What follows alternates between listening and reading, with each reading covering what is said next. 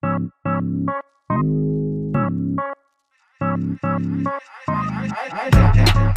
to the Process Breakdown Podcast, where we talk about streamlining and scaling operations of your company, getting rid of bottlenecks, and giving your employees all the information they need to be successful at their jobs. Now, let's get started with the show.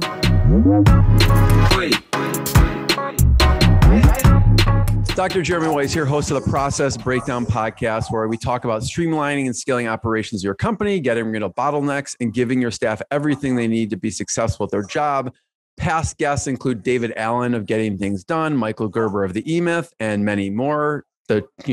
Tom, I love the episodes. They're really informative. I learn every time, and people have given great feedback on it. So people can check out other episodes on the podcast. Before I introduce today's guest, which I'm excited about, this episode is brought to you by SweetProcess.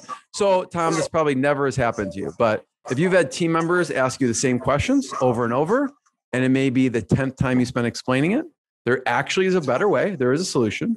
SweetProcess. SweetProcess is a software that makes it drop dead easy to train and onboard new staff and save time with existing staff. And not only do universities, banks, hospitals, and software companies use them, but first responder government agencies use them in life or death situations to run their operations. And so you can use SweetProcess to document all the repetitive tasks that eat up your precious time so you can focus on growing your team and empowering them. So there's a 14-day free trial, no credit cards required. You can go to sweetprocess.com. It's sweet like candy, SWEET process.com. I am excited for today's guest, Tom Vranas. He's the Vice President of Innovation and Culture at Everywhere Wireless. If you haven't heard of them, all I see flashing, Tom, is ultra fast internet. And other networks can be plagued with unreliable service. All of us have experienced that. And there's hidden fees and all of that. And Everywhere Wireless actually is changing the game with transparent pricing and their blazing fast speed. So Tom, thanks for joining me. Absolutely. Glad to be here. Tell me about what your company does. I mentioned a little bit, but go a little bit deeper. Sure. So we're the premier internet service provider in the Chicagoland area. We've been doing this for about a decade now. And what we did was, we saw so many people that were so frustrated with their relationship with their internet service provider. Data caps, throttling, hidden. It's a love-hate situation. It's a love-hate for sure. And so we said, why don't we take this relationship and make it consumer focused, right? So our number one priority, our number one focus is our end user.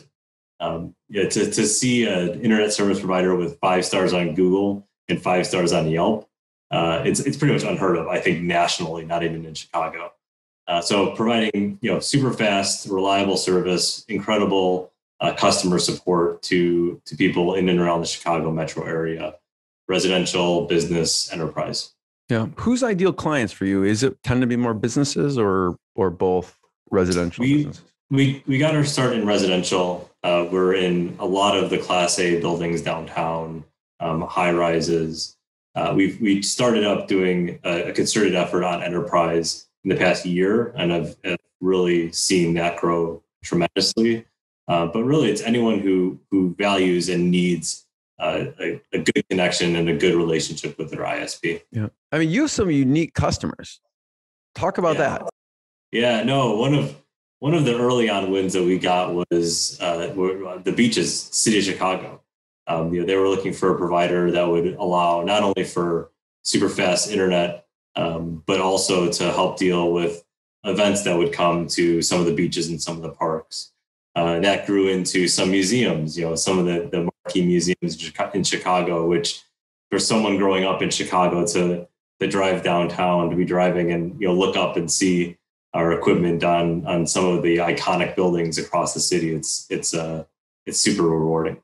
Yeah, I mean, when you said that, I'm thinking if you can provide fast internet over a beach, you could pretty much provide fast internet anywhere, right? That's pretty much true, yeah. And in the summer, there are a few people that tend to go to the beaches. I'm wondering, what kind of infrastructure do you have to have from a hardware, and what infrastructure do you have to have from a staffing perspective? Because, for me, it sounds like a very complex situation. I mean, I mean, it sounds, oh yeah, internet at the beach. Like that sounds very complicated to me. Yeah, and that's where the idea of trying to get our SOPs in order really generated, because it's a dance, right? It's a dance of hardware, software configurations, people, construction, clients. It is a choreographed dance that involves a lot of people, involves a lot of processes. Our technology is different than most traditional ISPs. So it's easier for us to install, but still, it is a complex set of tasks. Yeah. What does that look like?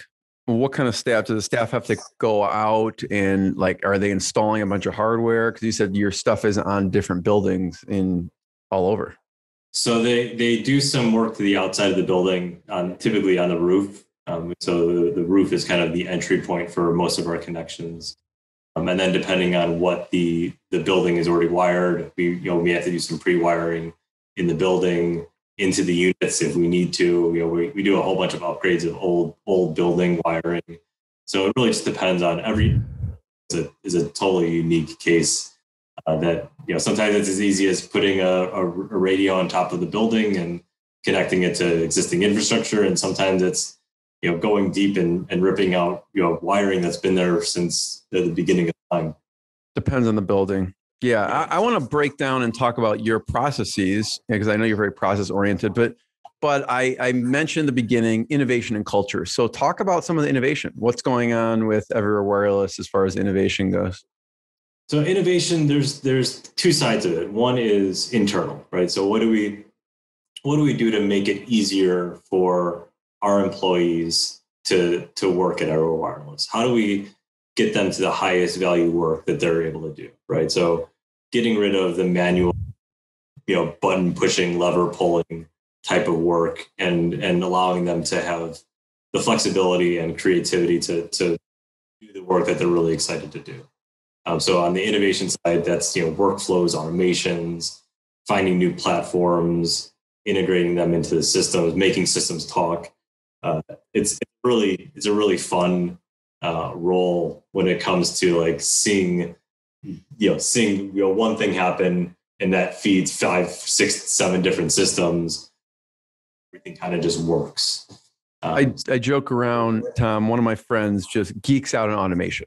And I say, every time they say the word automation, if I took a shot, I would be just plastered in like an hour. So what are some of your favorite or fan favorite employee automations that you were able to set up, because, that they're like, oh my, thank you, Tom. I mean, this saves me so much time. I can't even believe this exists. What are some of your favorite automations? I don't know if it's software or, I'll let you take it from there. Yeah, one of the ones that we did probably 2-3 years ago at this point was, again, I talked a little bit about Google reviews and Yelp reviews, and for us, those are super important, right? For ensuring that we maintain the level of quality that we've got. But if someone it doesn't like the service, we want to address that, right? That there's some important stuff to that. So we took that, and we also created some internal surveying. So if someone has an issue, they open up a ticket, they call us, they get some additional feedback loops, and all that stuff feeds into our customer relationship software. That also does alerts in Teams. And so if someone is unhappy with our service, it's essentially like the red light goes off. And like 3 or 4 different systems say, hey, let's see what's going on here. Let's address this and make sure both the customer is happy, and that there isn't any other, this isn't the smoke before a fire. I love it. So do you use Teamwork, or what software do you use? So the CRM is something that we've built out. And we use a whole bunch of automations. We use Zapier to tie together some things. I don't know if you've heard of that, but yeah. I've interviewed Wade of Zapier. Oh yeah. Yeah. We use it a lot. Microsoft Teams is our, internal communication channel. It'll throw an alert in there saying, hey, this happened. Take a look. Got it. Yeah, that's awesome. So so basically triggers that, and then it shows up in the chat so everyone can see it. How did you discover SweetProcess? So we're at the point where we're growing really quickly. We're hiring new people all the time. So there is this level set of institutional knowledge that exists. So we've people that have been at the company 4 or 5, 6 years, and they just know how it works, right? But we're onboarding people all the time that are in the construction world, the engineering world, the customer support world, whatever. A lot of moving pieces. A lot of moving pieces, and in any given process that we're going through, again, kind of the dance where engineering does something, hands it off to support, hands it off, whatever that may be. And so we had SOPs, right? If you want to define them as loosely as possible. And some of them were on our shared drive, or some of them were on Post-it notes. Some of them were in the back of someone's head. And so there was really like no standard that we had. Business ran really well. And for the most part, things never got dropped, or we had enough firepower to make sure that things continue to go well. But it was just super inefficient, right? Any new it's a tribute probably to the talent and the people that you have that were able to get it all done because it's in their head, but you were just able to looking at a way to make it easier for everyone. For sure. So we went through a process where we did a needs analysis saying, here's the needs, the wants, and the like to have, and then scoured, right? And looked at, I don't know, probably 60, 70 platforms, narrowed them down, took a closer look, narrowed them down, did a demo, narrowed them down, did a trial account, narrowed them down. And so, wow, that's amazing. It's a critical piece of software business, right? So as much as I wanted to get it done overnight, as much as I just wanted to point at something and say like, that seems like that will work, right? Like you have different audiences that have different levels of comfort with platforms. So it had to be super easy to use, mobile friendly, accommodating different teams, not only housing just process driven things, but also policies, right? So we had a wiki, and then we had these SOPs that were kind of floating around. And it's, again, like, I don't want to add another system that's going to be like another unique. You want to start replacing things as opposed to adding things. Yeah. So it's like, how do I find a place that takes the SOP mess, jumble of things, the wiki, and combine them into one place, right? So it is kind of the universal set of knowledge for the company. Yeah. I don't know if Owen knows, like out of 70, he was the ultimate winner. So he'll be proud of that. It's not like, oh, we were validating these two. It's like when you beat out like 69 other companies, that's pretty good. What stuck out for you in that process? It was SweetProcess. Yeah, they were the only ones that we kept going back. And I've had dozens of conversations with Owen through this process. Okay. Wanted to get it right. And, they're the only ones that when we kept on throwing, like, what about this scenario, right? How does this work? And it's like, oh, well, that's easy. This is how it works, right? It's like, oh, it was all very common sense, right? There wasn't much in terms that like was confusing to anyone that I had looped in through this process either. The other part, very user-friendly.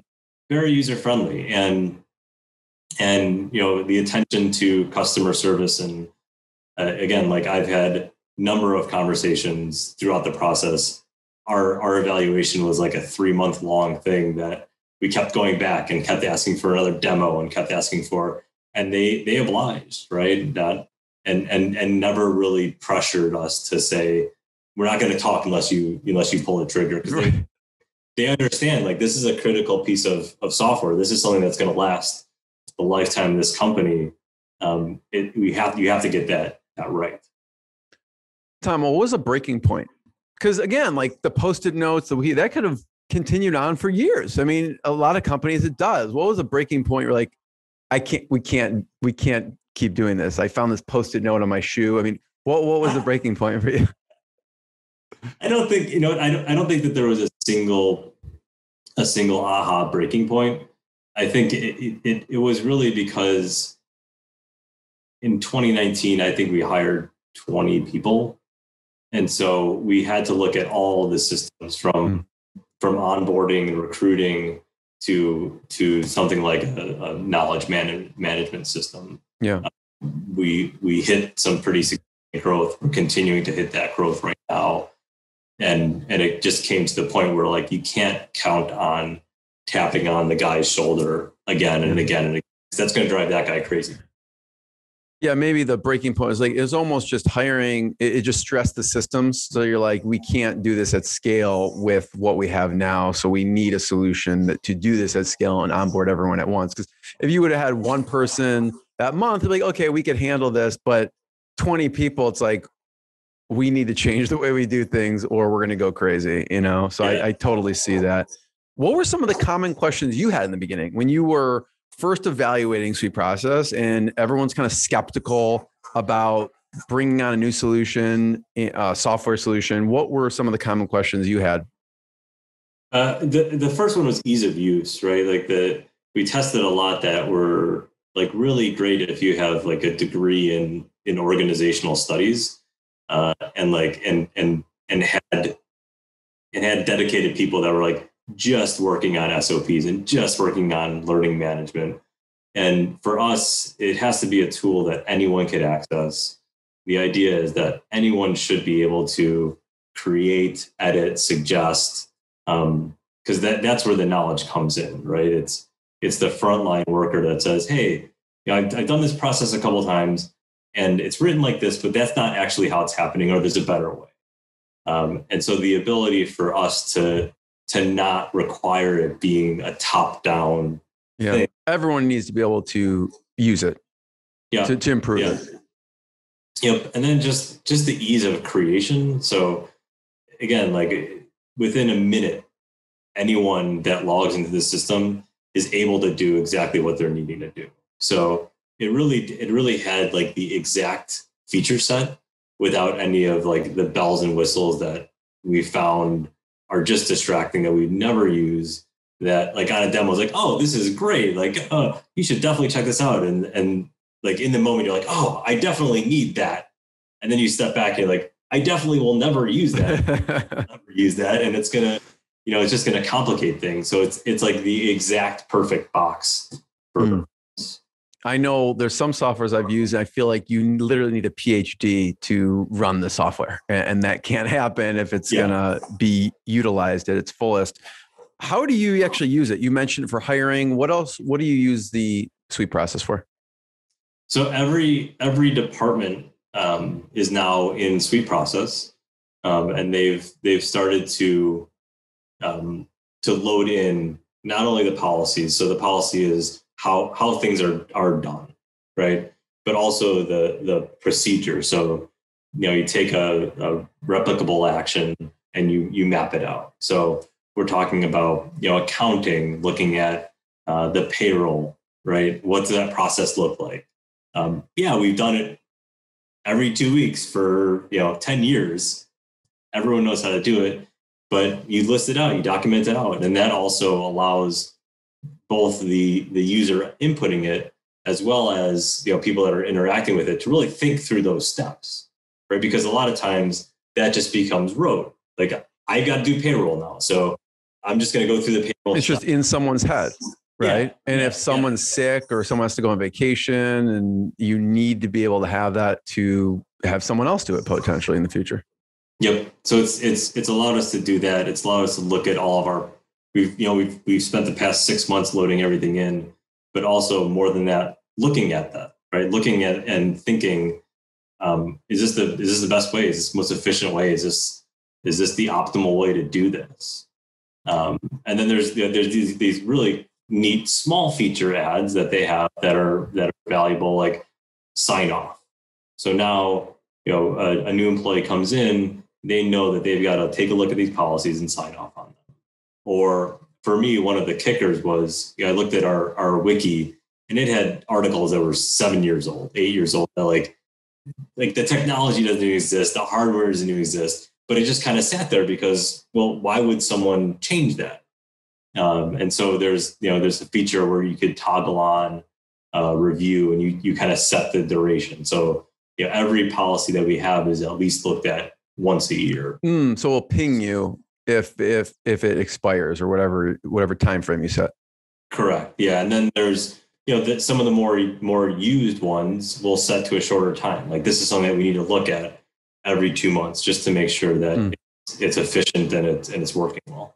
When you describe this, Tom, it's daunting. I mean, documenting everything, taking everything you have and putting it in there. Where'd you start?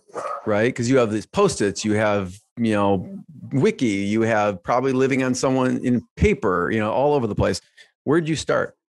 Yeah. Add on to that, making the transition during quarantine and COVID when we're all working from home. Fuel to the fire, even more. It would have been a lot easier if we had like a little war room or something where we would go and do this. But I think that the first and the most important step of this whole thing was setting the proper expectations. And for us, that was saying, this is a critical piece of the business. This is a critical piece of infrastructure. We're not going to rush this. So we have to load this and we have to do this right. And so, first it was an extended look into the platforms. Secondly was a detailed implementation timeline and guide.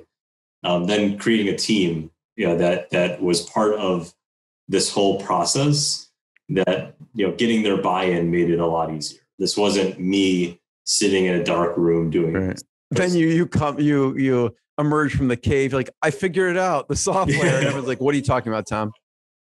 Yeah, exactly. You had everyone kind of buy in and contribute to the process. Sounds like. Yeah, it was essentially the stakeholders whose teams would be most using the software.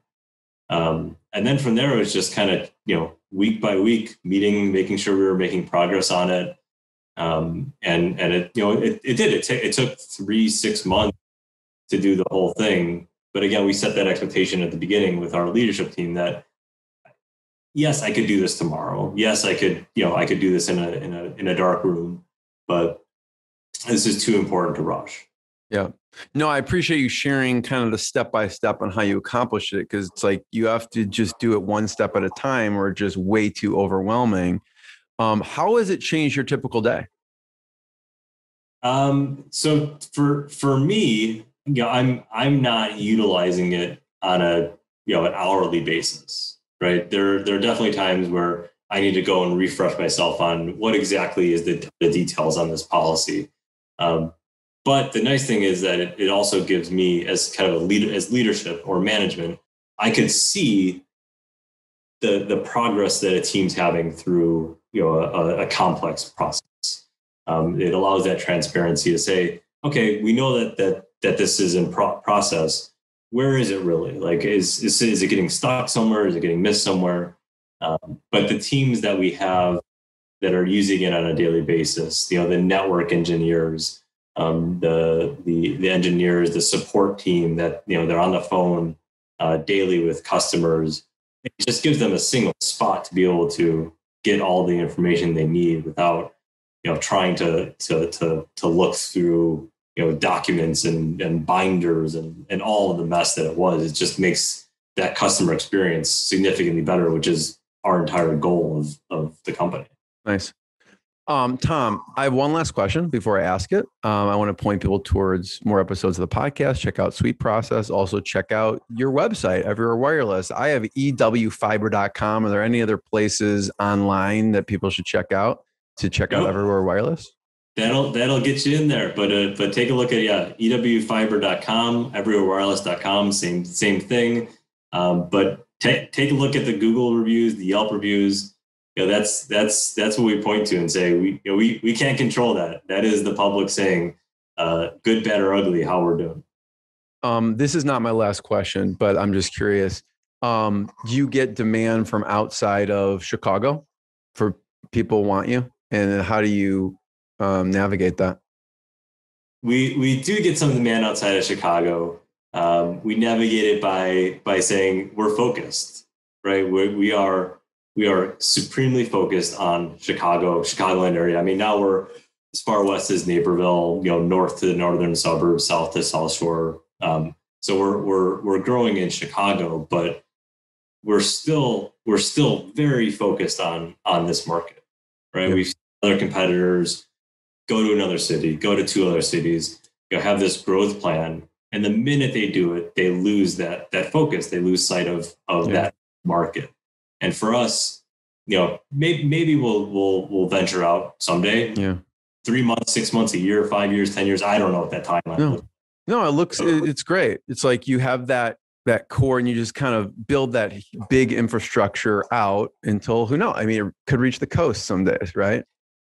Yeah. The goal. I mean, the goal is also, you call in. It's a 312 number, and you're literally calling someone that could be your neighbor. And now they're working from home. They very much well could be your neighbor.